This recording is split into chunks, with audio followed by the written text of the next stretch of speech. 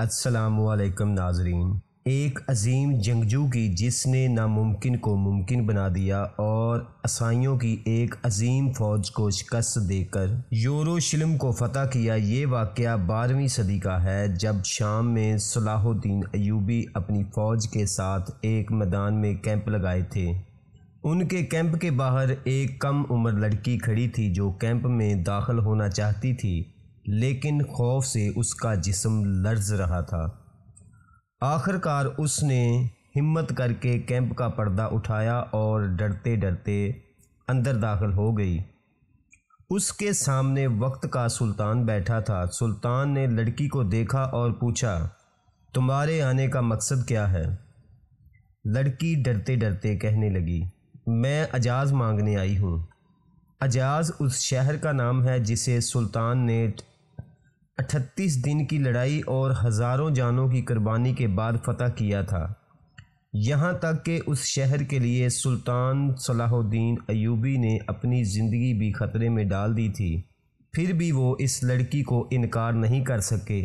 انہوں نے کہا، اگر تم اجازت مانگتی ہو تو یہ علاقہ تمہارا ہوا۔ یہ کہہ کر اس لڑکی کو بہت سی دولت دے کر اپنے کیمپ سے رخصت کر دیا۔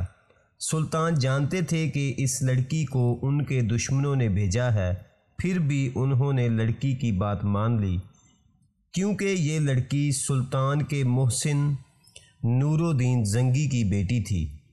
نور الدین زنگی وہی ہیں جنہوں نے خواب میں نبی کریم صلی اللہ علیہ وآلہ وسلم کا دیدار کیا اور آپ صلی اللہ علیہ وآلہ وسلم کی قبر مبارک تک سرنگ لگانے کی ناپاک سازش کرنے والے 2 یہودیوں کو قتل کروا دیا تھا۔ زنگی کی بیٹی جس سلطان سے اجاز شہر مانگنے آئی تھی وہ بھی کوئی معمولی انسان نہیں تھا، اس کا نام صلاح الدین یوسف تھا، جسے دنیا آج صلاح الدین ایوبی کے نام سے جانتی ہے۔ آج ہم آپ کو تاریخ کے ایسی ناقابل فراموش کردار صلاح الدین ایوبی کی زندگی کا واقعہ بتانے جا رہے ہیں۔ سلطان صلاح الدین ایوبی نے جس طرح اجاز شہر ایک لڑکی کے حوالے کیا تھا، انہیں اپنی سلطنت اسی طرح پلیٹ میں رکھ کر نہیں ملی تھی، بلکہ اس کے لیے ہر قدم پر جنگ اور جدل کا سامنا کرنا پڑا تھا۔ صلاح الدین ایوبی پیدائشی حکمران نہیں تھے، بلکہ ان کے چاچا شیر نور الدین زنگی کے کمانڈر تھے۔ اسی حیثیت میں وہ اپنے بھتیجے کو بھی ہر جنگ میں اپنے ساتھ لے جاتے تھے۔ اس دور میں اسلامی سلطنت کئی حصوں میں تقسیم ہو چکی تھی۔ عباسی سلطنت صرف بغداد تک محدود رہ گئی تھی۔ عراق اور شام کے زیادہ تر علاقے خود مختار حکومت کے کنٹرول میں تھے، جو ہر وقت آپس میں لڑتے جھگڑتے رہتے تھے، جبکہ مصر پر فاطمی خاندان کی حکومت تھی۔ بیت المقدس سمیت فلسطین کے کئی علاقوں پر صلیبیوں کا کنٹرول تھا۔ ان حالات میں نور الدین زنگی نے شام کے بیشتر علاقوں پر قبضہ کر لیا تھا۔ پھر انہوں نے مصر کی مدد کے لیے فوج بھیجی تو صلاح الدین ایوبی بھی اس فوج میں شامل ہو کر مصر چلے گئے۔ اس زمانے میں مصر کے حالات یہ تھے کہ کرپشن کی وجہ سے فاطمی سلطنت بہت کمزور ہو چکی تھی۔ اختیارات خلیفہ سے زیادہ وزیروں کے کنٹرول میں تھے۔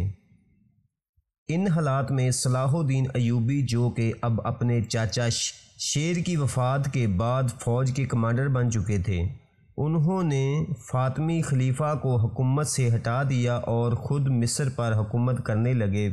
مصر نے کبھی بھی اتنا سخی حکمران نہیں دیکھا تھا۔ صلاح الدین ایوبی نے مصر کا گورنر بنتے ہی قاہرہ کا سارا خزانہ غریب عوام میں تقسیم کر دیا اور اپنے لیے ایک پیسہ بھی نہیں رکھا۔ صلاح الدین ایوبی شاید مصر کے گورنر کی حیثیت سے ہی زندگی گزار دیتے۔ نور الدین زنگی کے انتقال نے ان کی زندگی میں ایک انقلاب برپا کر دیا تھا۔ سازشی درباریوں نے زنگی خاندان کی سلطنت آپس میں تقسیم کر لی۔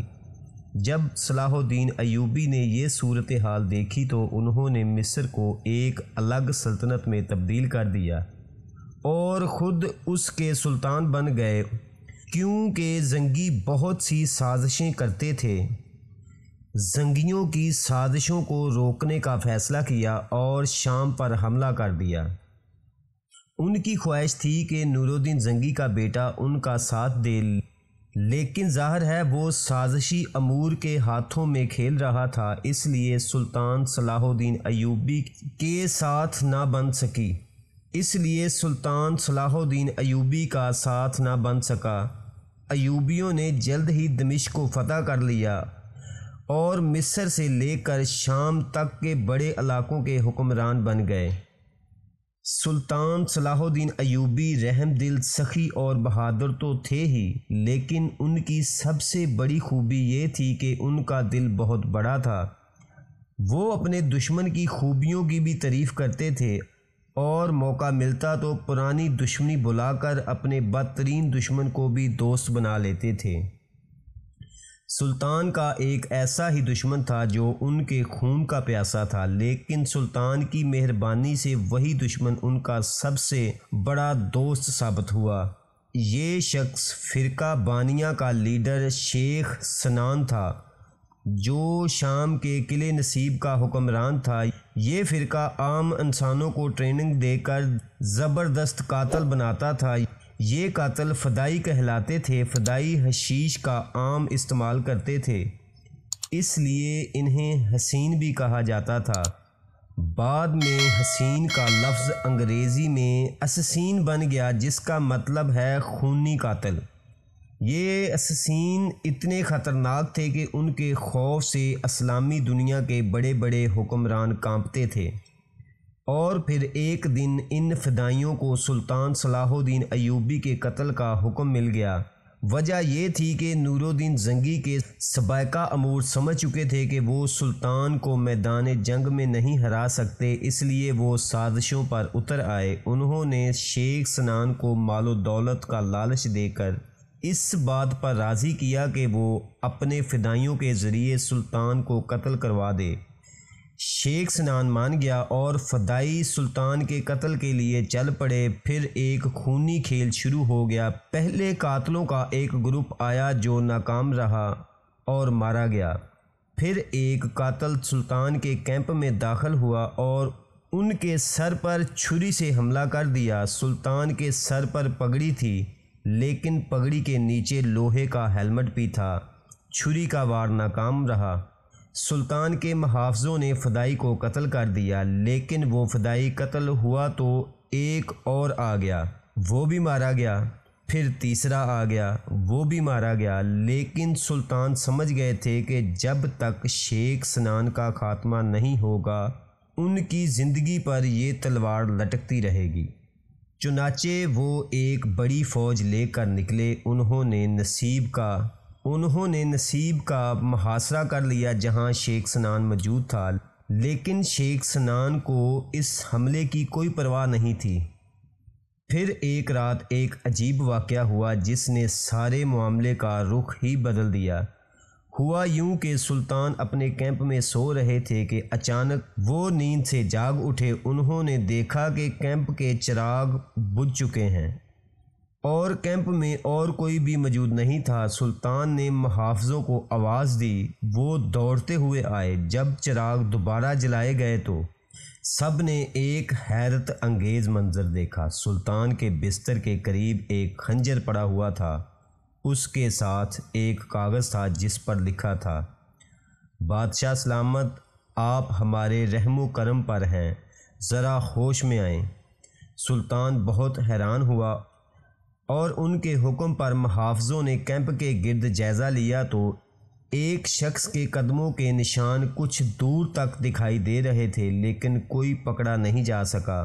سلطان اپنے دشمنوں کی دلیری اور ہمت انگیز جنگی صلاحیت سے بہت متاثر ہوئے۔ انہوں نے شیخ سنان کو دوست بنا لیا اور پکا دوست بنا لیا۔ وہی شخص جو سلطان کے خون کا پیاسا تھا، وہ سلطان کے ساتھ مل کر انہی کے دشمنوں سے لڑتا رہا۔